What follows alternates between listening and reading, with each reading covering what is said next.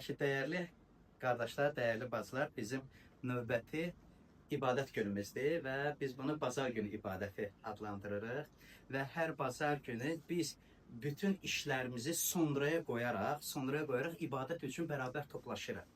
Və niyə bazar günü bəs toplaşırıq biz? Səbəbi nədir bazar günü toplanmaqda? Müqəddəs kitabda çox maraqlı bir hadisə var, hansı ki biz yaradılışda görürük. Rəbb Allah dünyanı 6 günə yaradılması haqqında müqəddəs kitab bizə xəbər verir və 7-ci gün Allah istirahət etdi yazılır. Və Allah istirahət etdi oxuduqda məgər Rəbb yorulur? Məgər Rəbb yorulur ki, ona istirahət etməyə bir zaman lazım olsun? Əsla. Müqəddəs kitabda biz Yeşaya Peyğəmbərin kitabına baxdıqda orada çox maraqlı bir ayə ilə rastlaşırıq və baxın görün Rəbb haqqında burada nə deyilir? Məgər sən bilmirsən, məgər eşitməmisən, Rəbb əbədi Allahdır. Odur bütün dünyanı yaradan. Nə yorulur, nə taqətdən düşür, onun ağlı dərk edilməzdir. Rəbb nə yorulur, nə taqətdən düşəndir. O bütün dünyanı yaradandır. O hər şey öz sözü ilə yaratdı və öz sözünün qüdrəti ilə saxlayan Allahdır. Rəbb isə 7-ci günü istirahəti götürüb bizə bir ibrət olaraq, bizə bir nümunə olaraq qoydu ki, biz də, xüsusilə də Azərbaycanlılar, iş mənim cövhərimdir deyərək, bütün vaxtımızı, gücümüzü, səyimizi pul qazanmağa, işləməyə sərf etməkdən ayaq saxlayıb, dayanmağa bacaraq. Və doğrudan da bizim həyatımız elədir və biz müəyyən bir yaşa gəlib çatdıqdan sonra müxtəlif insanların müxtəlif taleyləri olur. Kim daha erkən işləməyə başlayır, amma biz işləyərək, işə daha çox vaxt ayıraraq, biz istəyirik ki, nəyəsə nail olaq və doğrudan da işləməklə də biz pul qazana bilirik və sonra qazandığımız pulları isə biz müəyyən ehtiyaclarımız üçün sərf eləyə bilərik. Amma Məsih İsa'nı tanıdıqdan sonra biz başa düşürük ki, bir gün ona məxsus olan bir gün olmalıdır. Haçan biz işlədiyimiz zaman ayaq saxlayıb və biz Allah barəsində düşünəndə Allaha ibadət etmək üçün bir araya gəlirik və başa düşürük ki, əslində insanın cövhəri deyil, Allah bizim cövhərimizdir. Güc aldığımız, kimliyimizi tapdığımız, bizim mahiyyətimizi bizə aydınlaşdıran külli ixtiyar olan Allahdır. Və insan Allah ilə görüşmədiyinə qədər onu başa düşə bilməyəcək. Müxtəlif kimliklər, müxtəlif adlar, müxtəlif pozisiyalar, müxtəlif üsullar ilə öz kimliyini göstərməyə çalışacaq. Müqəddəs kitab isə bizə külli ixtiyar olan Allahın bizə olan münasibətini göstərir. Biz müqəddəs kitabda Allahın bizə olan münasibətini gördükdə başa düşürük ki, o da həyatımızın mənbəyi o imiş. O da bizim həyatımızın mənbəyi. Bizi sevən və bizim qayğımıza qalan. Müqəddəs kitab elə deyir. Rəhimli və insan sevən Allahdır. Müqəddəs kitab istəyir ki, biz Allah barəsində düşünəndə ilk əvvəl onun bizə olan münasibətini anlayaq ki, Allah rəhimlidir və insan sevən Allahdır. O istəmir ki, biz həyatda çətinliklərlə üzləşək, istəmir. O istəmir ki, biz həyat çətinlikləri qarşısında ya aciz olaq, ya da sınmış qəlblərlə yaşayaq. Nə qədər insan həyatda üzləşdiyi çətinliklərdən, xoşa gəlməz vəziyyətlərdən, digər insanların onların həyatında göstərdiyi pis təsirdən ürək ağrıları ilə yaşayır. Nə qədər insan ürək yaralarını yaşayır və təəssüf olsun ki, bu məsələni özündə həll eləyə bilmədiyinə görə başqalarına da yaşatmış olur. Adətən həyat acılarını görən insan o acılıqdan özü azad ola bilmədiyinə görə sevdiklərinə də o acıları yaşatmağa məcburlanmış olur. Çıxış yolu ancaq Rəbbdədir. Çünki Rəbb bizim cövhərimizdir.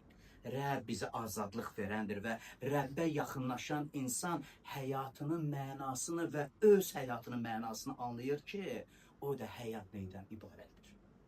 Allahsız isə insan insanlıqdan çıxır.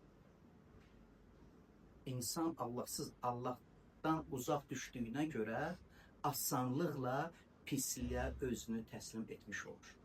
Bilirsiniz bu necə olur? Çox sadə.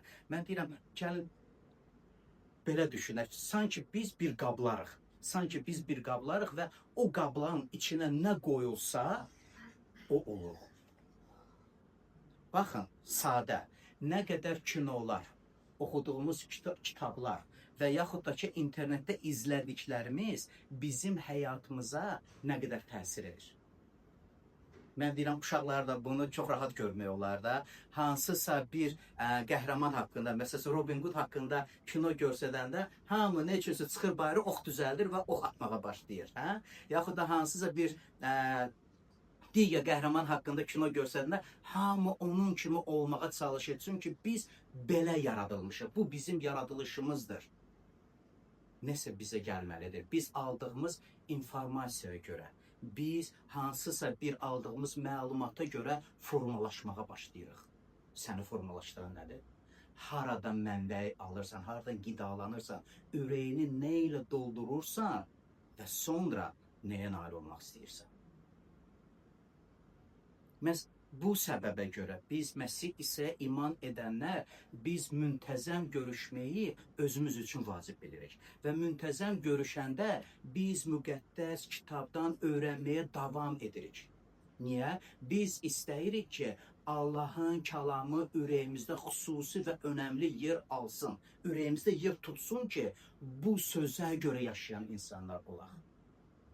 Və hər səhifəsində, yanılmıram, hər səhifəsində biz müqəddəs kitabı oxuyanda Allahın insana olan xoş arzusu, istəyi və niyyəti ilə rastlaşırıq.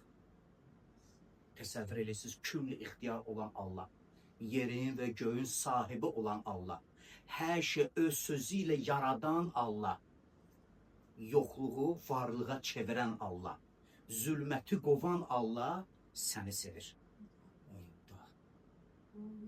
Nə qədər buna eşitməyə ehtiyacımız var. Nə qədər buna ehtiyacımız var ki, külli ixtiyar olan Allah məni tanıyır. Məni tanıyır. Nə qədər insan yer üzündə artırsa artsın, nə qədər çox insan Bakı şəhərində ya da Azərbaycanda yaşasa, Allah səni onların arasından seçir və səni tanıyır. Və Allahın münasibəti bütün insanlara eynidir. Çünki həyat verdiyi, nəfəs verdiyi bəndələrini Rəbb Allah sevəndir. Və hər dəfə müqəddəs kitaba müraciət edib bu sözlərlə rastlaşanda biz ürəyimizdə bu əminliyi alırıq. Yetim yesir deyilik. Kasıb qohumlar da deyilik. Qapının kəndarında dayanıb evinin küncünə sıxınanlar da deyilik. Külli ixtiyar tərəfindən tanınan, Allah tərəfindən sevilənlərik. Onda qol qanada çəbilərik. Onda qol qanada çəbilərik. Bilirik ki, Allah bizimlədir. Allah bunu müqəddəs kitab vasitəsilə bizə öyrədir. Məhz buna görə də biz bir yerdə toplaşanda və evlərdə olanda biz müqəddəs kitabı öyrənməyə özümüzə vacib bilirik. Və bununla da Allaha özünə aid edən insanın keyfiyyətlərini özümüz üçün aşkar edirik ki, Allah, Allah dediyimiz zamanda Allah ancaq bizim dilimizin ucunda deyil. Ancaq çətinliklərlə üzləşəndə Allahı çağırıb ona sığınanlar da olmaya, amma Allahla bərabər ömür yaşamağı öyrənək. Biz məsələçilər maraqlıyıq, bizim maraqlı sözlərimiz var və bu maraqlı sözləri özümüzdən icat eləmirik. Biz bunu müqəddəs kitabdan öyrənirik, Allahla bərabər ömür yaşamaq. Və bizim ibadətlərimiz xüsusi bir günlərə, xüsusi bir saatlara və yaxud da xüsusi bir məkanlara bölünmür. Allah bizi dəvət etdikdə sadəcə dini ayinləri yerinə yetirməyə dəvət etmədi axı. O bizi dəvət etdi ki, ömrümüzü onunla yaşayan insanlar olaq. Baxın, rəğbət bəslədiyimiz peyğəmbərlərin, salih insanların həyatı məhz elə deyildimi? Onlar məgər ancaq müəyyən bir günlərdə, saatlarda hansısa bir Allaha müraciətlər eləyərək yaşayırdılar. Onlar ömürlərini Allaha təslim etmiş insanlar oldular. Onlar həyatlarını Allaha təslim etmiş insanlar oldular və bununla da mənim deyil, sənin iradən olsun, ya Rəbb sözünə özləri üçün rəhbər tutdular. Və biz bilirik, onların həyatı barəsində oxuyanda, müqəddəs kitabda Allahın bizə olan münasibəti barəsində öyrənəndə Allahın iradəsi bizim arzularımızdan belə yaşayır. Allahın bizə olan iradəsi bizim istəklərimizdən daha yaşayır. Çünki külli ixtiyar olan Allah öz xoş iradəsi ilə həyatımıza gəlir ki, öz varlığı ilə bizim həyatımıza zənginlik getirsin. Allah istəyir ki, onun varlığı bizim həyatımızda yaşasın.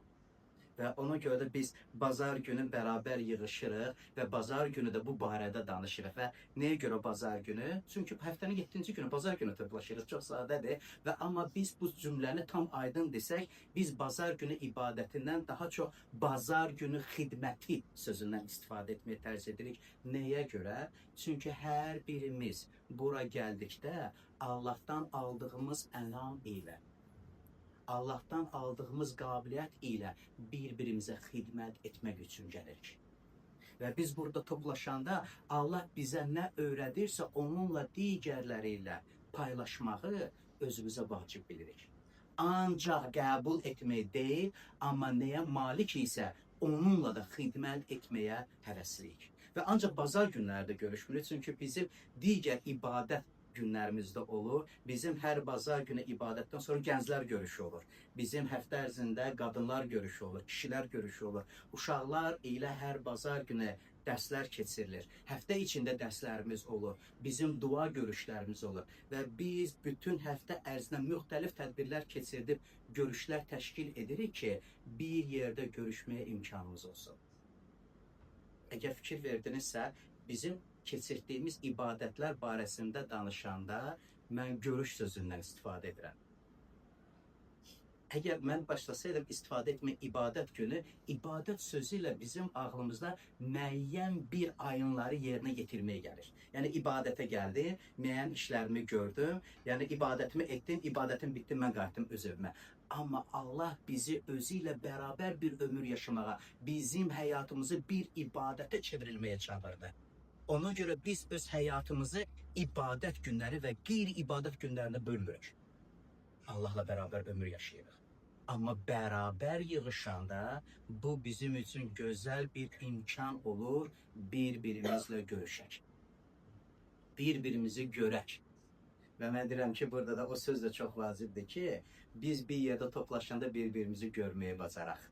Bir-birimizə vaxt ayırmağı bacaraq. Ünsiyyətdə olaq, maraqlanaq. Bir-birimizin ehtiyaclarında belə laqeyd və biganə deyil, amma ürək yandıran və həvəs göstərən insanlar olaq, onlar üçün dua edərək. Məqsədimiz məscidə bir ailə kimi fəaliyyət göstərmək. Onlar oxuyarsınız, Məqsədimiz məsciddə bir ailə kimi fəaliyyət göstərməkdir. Buna görə də tez-tez bir araya gəlmək üçün müxtəlif tədbirlər və görüşlər təşkil edirik. Allahı birlikdə izzətləndirik, onun işləri barədə şəhadət edirik. Müqəddəs kitabı yaxşı başa düşmək üçün öyrənməyə davam edirik. Bir-birimizlə ünsiyyət qurub, dostluq münasibətlərini möhkəmləndirməyə çalışırıq. Bir-birimizi ruhlandırmaq, yorulmuş, taqətdən düşmüş əlləri qaldırmaq üçün bir-birimizlə yaxın oluruq. Birlikdə dua edirik və İman yolunda birgə inkişaf etməyə davam edirik. Bərabər toplaşanda bunları biz edirik. Bir-birimizə dəstək olmaq, bir-birimizin qarşısına qalmaq, bir-birimizə qarşı diqqətli olmaq, Allahın sözünü qəbul edib o sözlə yaşamaq üçün bir-birimizə xidmət edirik. Öz həyatımızda üzləşdiyimiz məsələləri şəhadət edərək digərlərini təşviq edirik. Üzləşdiyimiz çətinlikləri isə içimizdə yaşamırıq, bölüşürük, etibar etməyə öyrənirik bir-birimizə ki, bir-birimiz üçün dualarda qayğı görsədək. Allah öz cəmiyyətini yaratdı. Məhz bunun üçün yaratdı ki, onun cəmiyyəti, onun padşahlığının yer üzündə bir təmsilçisi olsun. İstəyərdim sizinlə bu mövzuda davam edərək Romalılara müraciət edim. 14-cü fəsilə, 17-ci, 19-cu ayələrə biz baxaq. Çox maraqlı və düşündürən sözlərlə rastlaşacağıq. Çünki Allahın padşahlığı yemək içməkdən ibarət deyil. Müqəddəs ruhda salihlik, sülh və sevincdən ibarətdir. Kim beləcə Məsihə qulluq edərsə, Allahı razı salır və insanların da rəhbətini qazanır. Maraqlıdır. Allahın padşahlığı haqqında müqəddəs kitabda yazıldı. Allahın padşahlığı neydən ibarət olduğunu bizə öyrədilir ki, o neydən ibarətdir. Və Allahın padşahlığı çox maraqlı sözdən istifadə edilir. Yemək, içmək məsələlərdən ibarət deyil. Və mən deyirəm, nə qədər insan məhz yemək və içmək məsələləri ilə Allaha ibadət etdiklərini zənn edirlər, xüsusilə də halal məhsulu axtarmaq ilə. Müqəddəs kitab isə bizə öyrədir ki, insan özü halal olmalıdır. Daxildə halal olmalısan. Sənin yediyin səni halal edə bilmir. Əgər sən içində nifrət, kin, acılıq, paxıllıq yaşadırsansa, sən necə halal ola bilərsən? Sənin içində bəslədiklərin səni batil edir. Yediyin isə səni heç də dəyişdirmir. Xüsusilə də İsa Məsih öyrədir ki, yediyimiz hər bir ərzaq, yediyimiz hər bir qida dua edərək təqdis olunur və təmizlənir. Ona görə biz hər dəfə dua etməmişdən əvvəl yediyimiz yeməyə görə Allaha minnətdar olub şükür edirik. Halal olmağı müqəddəs kitab öyrədir. Çünki Allahın padşahlığı yeməkdən və içməkdən ibarət deyil. Olmaz. Beləliklə, özümüzü sülh gətirən və bir-birimizi inkişaf etdirən işlərə həsb edək. Allahın padşahlığı mahiyyəti yemək qaydaları deyil. Dini ənənələr də deyil. Özünü hətta dindar kimi də göstərmək deyil ki, hamı görsün ki, bu Allaha ibadət edən insandır. Biz neydən ibarətdir? Yazılıb burada salihlik. Salihlikdən ibarətdir və müqəddəs kitab bizə öyrədir ki, salihliyin nə olduğunu başa düşək. İnsan öz əməllərinə görə salih sayıla bilmir. Nə qədər gözəl işlər görsə də və mən deyərdim ki, afərin o insanlara kimlər ki, xeyirxahlıq edirlər və bizim xalqımızın arasında xeyriyyətçi insanlar çoxdular. Əksən başqalarına dəstək olmaq, kömək eləmək məncə bu yaxşı keyfiyyətdir. Amma insanın digərinə etdiyi yaxşılıqlar Allah qarşısında onu salih saya bilmir. Çünki Allah insanı salih saymasa, insanın əməlləri onu salih edə bilməz. Baxın, Romalılar məktubu 3-cü fəsil bizə bu barədə nə öyrədir? Allahdan gələn bu salihlik İsa Məsihə iman vasitəsilə ona iman gətirənlərin hamısına verilir. Heç kəsə fərq qoyulmur. Məncə bu yerdə biz dayanmalıyıq, sonra davam eləməliyik. Allah heç kim arasında fərq qoymur. Allah tərəfkeşlik etmir. İnsanları millətlərə, xalqlara, dillərə bölən Allah deyil. Hər kəsə həyat nəfəs verən Allah odur. Və hər kəsdən də eyni şey istəyir və hər bir insan üçün də eyni imkanı yaradandır. Bütün insanlar üçün Allah özünü aşkar edən və ona yaxınlaşmaq üçün imkanlar yaradan Allahdır. Kimlərsə bu imkanı qəbul edir, kimlərsə onu qəbul etmir. Səbəb? Çünki hamı günah edib, Allahın izzətindən məhrum olub və onun lütfü ilə də Məsih İsa'da satın alınmağa nail olaraq bir hədiyyə kimi salih sayılır. Salihlik bundan ibarətdir. Və müqəddəs kitab aydın deyir ki, kimliyindən asılı olmayaraq hamı günah edib. Ona görə də günahda qaldıqlarına görə özlərini Allahdan məhrum etmiş olurlar. Allah bu vəziyyətə biganə qalmadı. Allah istəmədi ki, biz insanlar öz düşüncələrimizdə batil olaraq günahlı içində qalaq. İstəmir ki, çünki günah insanın həyatında nəticəsiz getmir. Günah insanı fəlakətə və ölümə aparandır.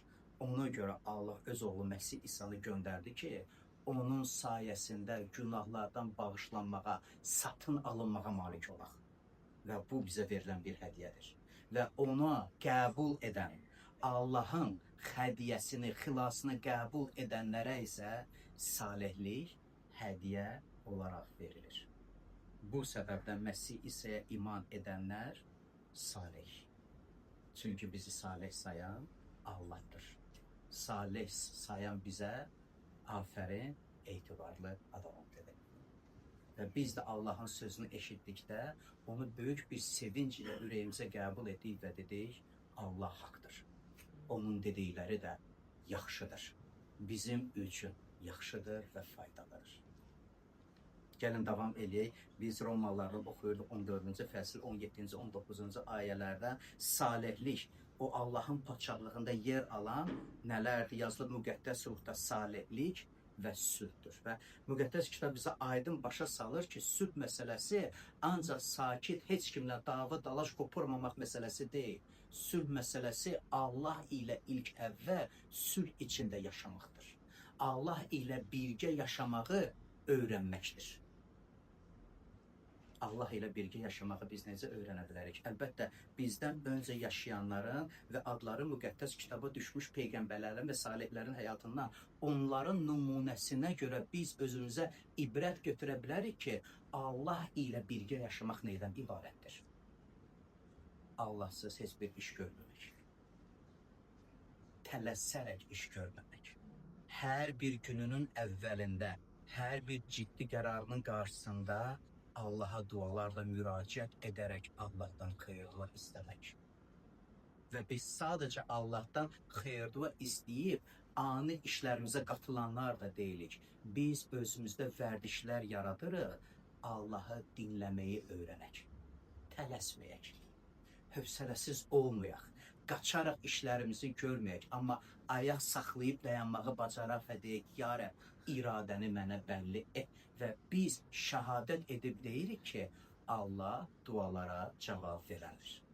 Allah dualara cavab verəndir. Allah bizim dualarımıza biganə yanaşmır və bizim ona etdiyimiz müraciətləri qəti şəkildə unutmur. Bizim Allaha ünvanladığımız sözlər o buxar kimi havada ərimirlər, yox olmurlar. Bəzən biz özümüz deyirik, hətta Allaha etdiyimiz belə duaları unuduruq, Allahdan nəyi istədik.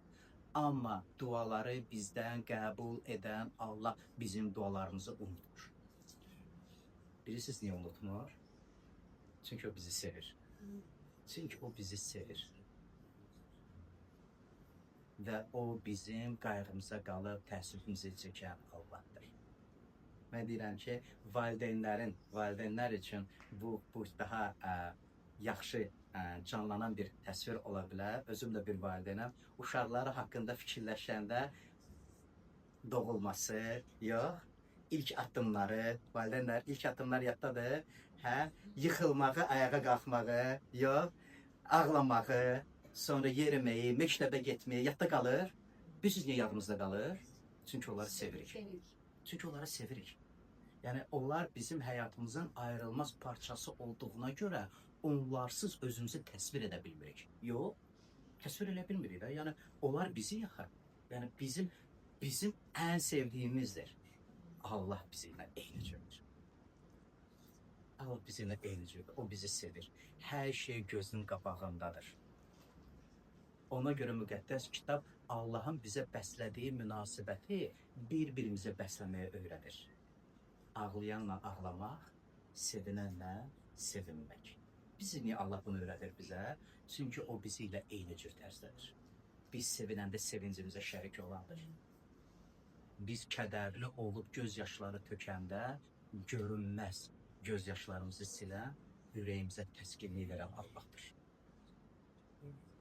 Necə elə Allahı sevməmək olar və necə o Allah ilə birgə yaşamağı öyrənməmək olar. Öyrənək, həvəs görsədək. Həvəs görsədək ki, bütün işlərimizi onunla bərabər görək. Onsuz isə heç bir iş görməyək. Allahla sülhümüz budur. Allahla bizim sülhümüz budur.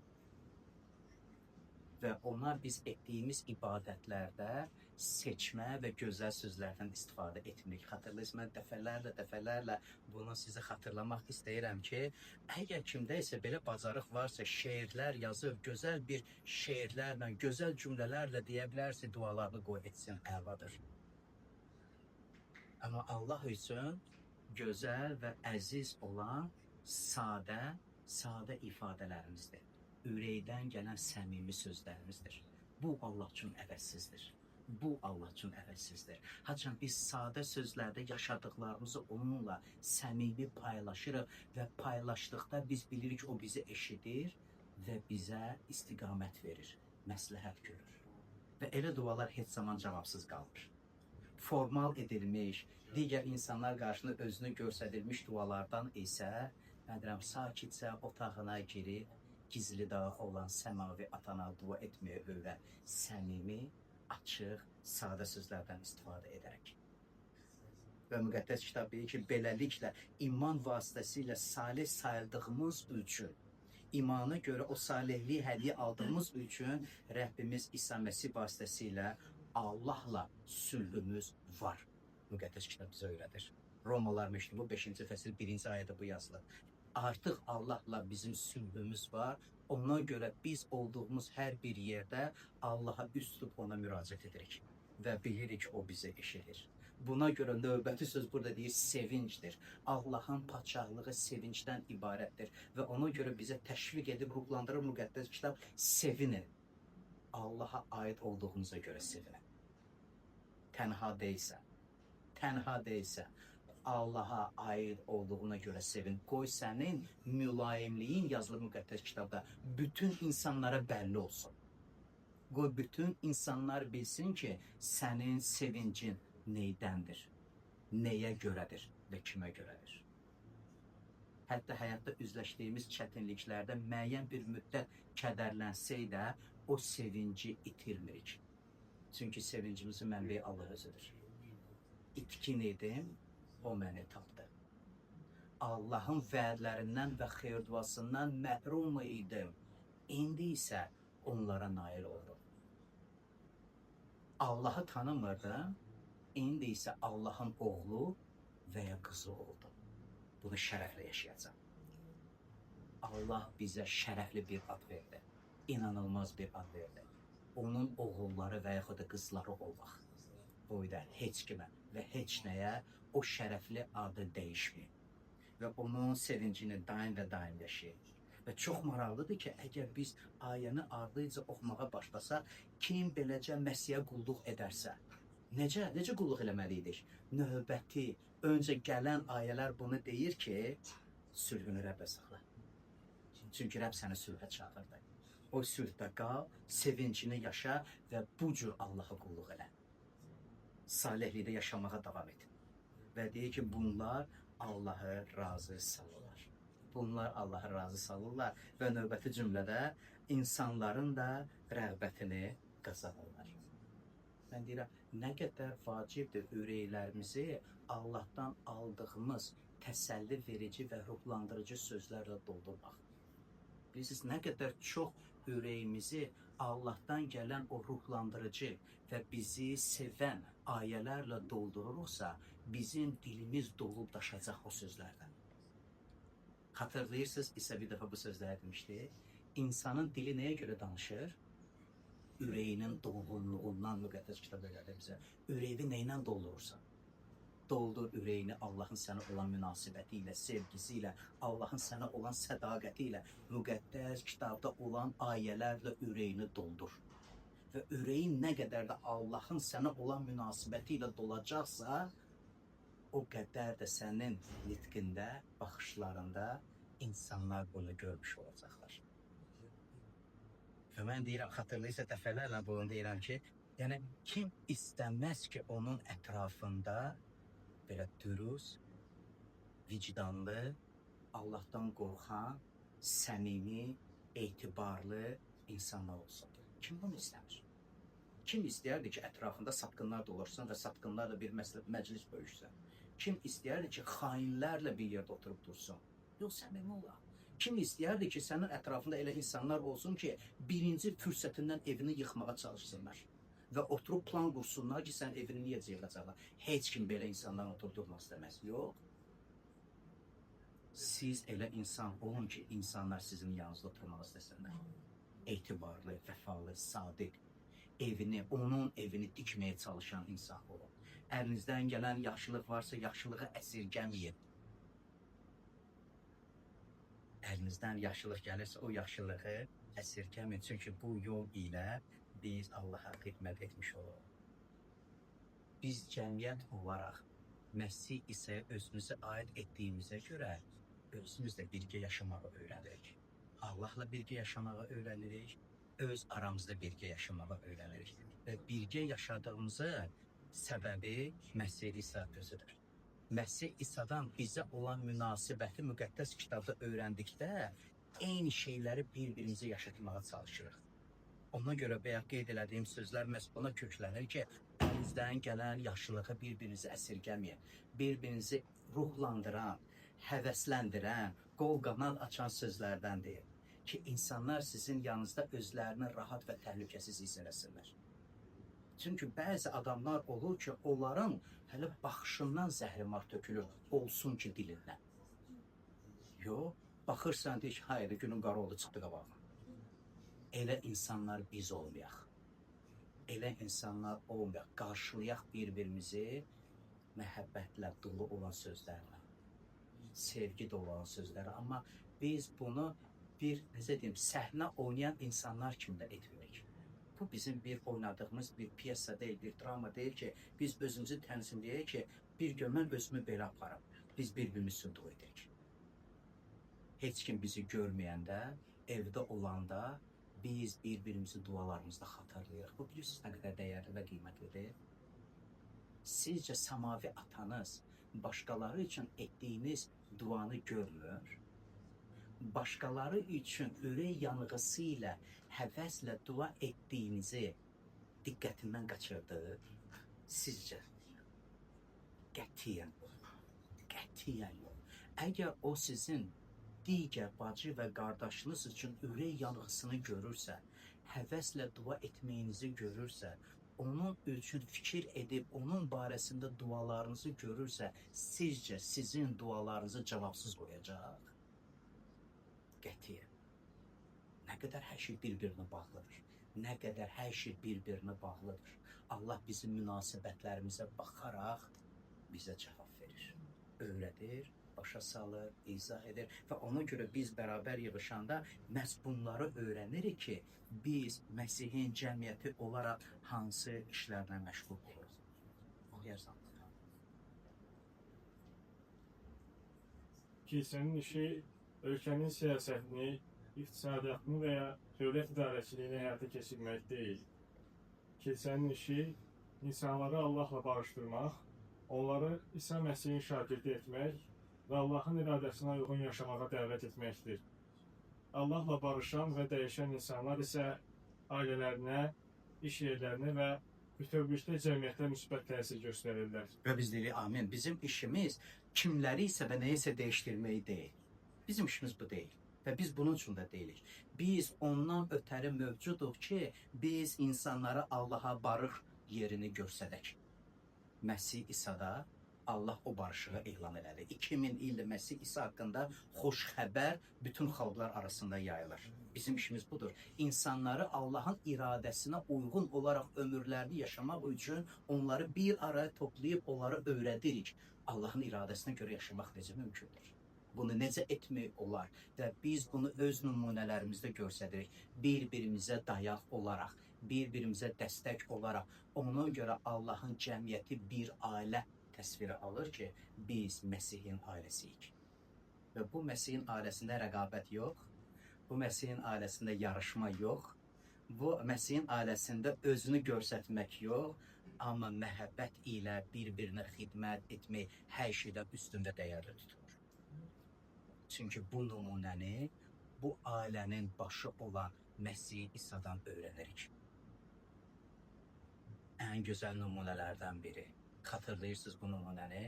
İsa Məsih havariləri ilə vaxt keçirdikdən sonra birləyinə su tökür və şagirdlərinin ayaqlarını yumağa başlayır. İnanılmaz mənzərə. Onun həvarilərindən biri bunu görərək qorxur, ayağa qalxır və deyir, ya Rəbb, yox. Yox, ya Rəbb, mən buna layiq deyiləm, sən nə edirsən? Mən heç sənə layiq deyiləm sənə toxunum, sən isə mənim ayaqlarımı yuyacaqsan. Xatırlayırsınız isə orada nə nümunə verdi? Hansı ki 2000 ildir bütün xalqlar arasında olan məsihçi cəmiyyətlərində rəhbər tutularaq icra edilir. İsa deyir, mən Rəbb və müəllim olduğum halda bunu sizin üçün etdimsə, siz nə etməlisiniz? Xatırlayırsınız? Siz də eyni şey etməlisiniz. Nümunə verir bizə. Ona görə bizim aramızda yarış yoxdur. Əksinə bir-birimizə dəstək, ruhlandırma, həvəsləndirmə. Biz bununla öyrənirik və Məsihdə böyüməyə çalışırıq. Əgər xatırlayırsınızsa, son 2 həftə mən sizinlə Efeslər məktubundan bölüşürdüm və burada Efeslər məktubu 2-ci fəsil 19-cu ayədə başlamışdım ki, biz Allaha artıq yad deyilik, gəlmə də deyilik, doğmayıq, rəhbə, məxsus rəhbə aid olan insanlarıq. 20-ci, 21-ci ayədə isə mənsə ayələri xatırlayırdım ki, biz Məsihdə, Məsih İsa'nın həvarilərin təlimi üzərində tikilməyə davam edirik. Və orada istifadə edilən sözlər sadəcə təsadüfi sözlər deyildi ki, bizim Allahla bərabər yaşamımızı bir tikintiyə bənzədilir. Necə tikintidə zaman, zəhmət tələb edilirsə, bizə də bəzən zaman lazım olur ki, o yüksək keyfiyyətləri başa düşüb mənimsəməyə öyrənək. Ona görə də nə biz özümüzə, bəlkə özümüzə daha da çox tələbkar olaq, amma digərinə qarşı tələbkar ola bilmirik. Sən dəyişilməlisən. Və biz başa düşürük, bəzən zaman lazım olur. Səbir göstərib, rəhimli olmaq, anlayışlı yanaşmaq və məhəbbətlə öpməyə öyrənirik. Niyə belə davranırıq? Çünki özümüzü gözümüzün qabağına getirir və başa düşürük ki, biz mükəmməl insan deyilik axı. Və Rəbb özü nə qədər bizə səbr edir? Yox, bəzən tərslik edirik. Rəbdən aydın cavab alırıq, amma bildiyimizi eləmək istəyirik. Yox, bilirik ki, bu olmaz və faydalı deyil. Bilirik ki, bu bizə xeyir getirməyəcək, çünki müqəddəs kitab bizi öyrədir, belə etmə, amma inada salıb bəzən edirik. Rəbb isə necəsə hələ də rəhm edir, hələ də sevməyə davam edir, hələ də peşmançılıq və onun qarşısına gəldikdə o bizi qarşılayır. Gəlib o nümunələr götürək, o nümunələri götürək. Və beləncə Azərbaycanlılardan olmayaq ki, hansılar ki, bizə qarşı edilən hansı pis hərəkətə qarşı deyir ki, qoy mənim ayağıma gəlsin. Biz başa düşürük nədən söhbət edirik də, hə? Yəni, mən böyüyəm, mənim ayağıma gələn olsun. Yaxşı da. Elə olmayaq. Qarşılamağa çalışır. Sizə deyirəm, indi bizə kimisə qapısını döyməyə ehtiyac yoxdur. Bir telefonda WhatsApp mesajı kifayətdir. Bir telefonda bir WhatsApp mesajı kifayətdir. Gedib onun qapısını döymüş olursa, bir mesaj insanın bütün ruh əhvalını dəyişdirməyə bacarır. Efeslər məktubunda 22-ci ayədə 2-ci fəsildə davam edək o fikri. Siz də ruh vasitəsilə Allahın məskəni olmaq üçün birlikdə Məsih üzərində dikilirsiniz. Maraqlıdır, hə? Və mən burada qeyd etmək istədiyim söz birlikdədir. Maraqlıdır, yox? Birlikdədir. Allah istəmədi ki, biz pərən-pərən olaq. Və necə İsa qardaş bölüşürdü ki, mən evdə öz ibadətlərimi eləyirəm. Yox, öyle istəmədi. O bilirdi ki, pərən-pərən salmağımızın istəyi iblisdən gəlir. O bizi pərəkəndələmək istəyir ki, orada hər birimizin həyatına öz pis təsirini göstərib həyatımızı məhv eləsin. Amma biz bir yerdə toplaşanda bir-birimizə xidmət edirik. Təşviq edirik, ruhlandırırıq, həvəsləndiririk. Kimisə taqətdən düşmüş əllərini, yorulmuş əllərini qaldırmağa kömək edirik. Belə cəmiyyətdə olmaq yaxşıdır. Və biz belə olmağı öyrənirik. Biz öyrənirik belə yaşamağa. Öyrənirik bir-birimizə dəstək verməyə və ruhlandırmağı və yazılıb ki, biz Allahın məskəni olmaq üçün, Allahın ev əhli olmaq üçün birlikdə Məsih üzərində tikilirik. Fikir versə tikilirsiniz, hələ də davam edir, hələ də öyrənirik buna. Rəbb deyirəm, nə qədər səbirlidir, Rəbb nə qədər anlayışlı yanaşır bizə, nə qədər bizim zəifliyimizdə və bizim tərsliyimizdə, məni doğru başa düşün, Rəbbə görə bu sözü istifadə edəcəm, Rəbb mülayimlik nümayiş edir. Rəbb mülayimdir. Rəbb mülayimdir. Əgər o mülayimliyi nümayiş etməsəydi, biz ona qarşı geri dönə bilməzdik, peşman olmuş ürək ilə. Amma biz dönürük, onunla xeyirvanı geri almış oluruq. Ona görə gəlin bunu öyrənməyə davam edək. Əgər Allahın sözü haqqında xüsusi bir dəyərləri seçiriksə, öyrəniriksə, Allahın ev əhli, Allahın ailəsi olmağın nə olduğunu öyrəniriksə, bu eşitdiklərimizi sadəcə bazar günü səslənən bir Kalan bölgüsü kimi olmasa. Qoy onu özümüzə bir rəhbər tutaq və deyək, mən bir adam olmaq istəyirəm. Çünki bu keyfiyyətlər Allaha özünə aid edən insana yaraşandır. Öyrənək bunları. Müqəddəs kitab vasitəsilə bizə aşkar edilən o həyat sirləri barəsində də eşidəndə onları da götürək. Onlara görə yaşayan insanlar olar. Çünki müqəddəs kitab bizə həyat sirlərini açır və insanın inancından, əqidəsindən asılı olmayaraq bütün insanlar üçün keçərli sözləri biz müqəddəs kitabda görürük. İnsan əkdiyini biçər. Fərqi yoxdur. O isə inanır, yoxsa inanmır. Əgər zalımlıq əkirsə, küləyi biçəcək. Yaxşılıq əkirsə, yaxşılığı biçəcək. Biz Məsih İsa'ya iman edənlər müqəddəs kitabda bu həyat sirləri barəsində öyrənəndə onlardan möhkəm tuturuq və münasibətlərimizdə məhz o sözləri yaşadırıq ki, bir-birimizin həyatına yaxşılıq əkən insanlar olaq. Bir-birimizin həyatına xeyirxah işlər görərək onları ruhlandıraq, gücləndirək. Artıq daha həyat çətinlikləri qarşısında Allaha aid olan insan aciz qalmasın.